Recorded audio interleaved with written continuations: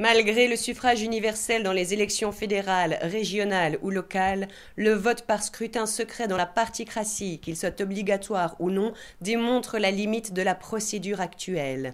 Le citoyen, au sortir de l'isoloir, se voit dépossédé de son vote au profit d'hommes et de femmes qui feront ce que bon leur semblera lors des négociations. Le citoyen réalise alors qu'il est destitué de sa liberté d'expression. Nous vivons sous un régime politique indirect représentatif qui ne limite la démocratie qu'à sa participation électorale, avec pour seul message « Votez pour nous, nous penserons pour vous ».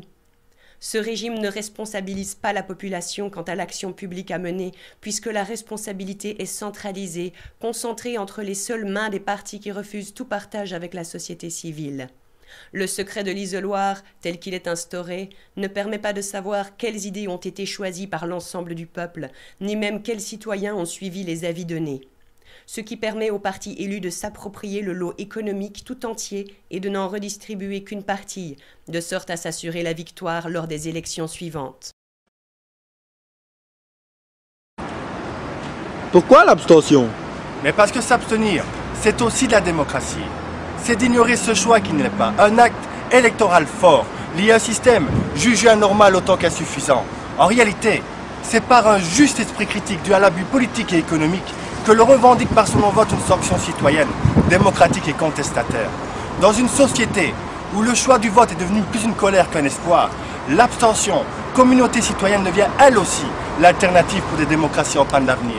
Car ce citoyen, par son refus d'adhérer aux idées extrémistes tout en sanctionnant les résultats d'échec de ses décideurs, prouve par lui-même et au même titre d'autres qu'il est le garant de cette démocratie. Ce choix revient à qui? À la majorité?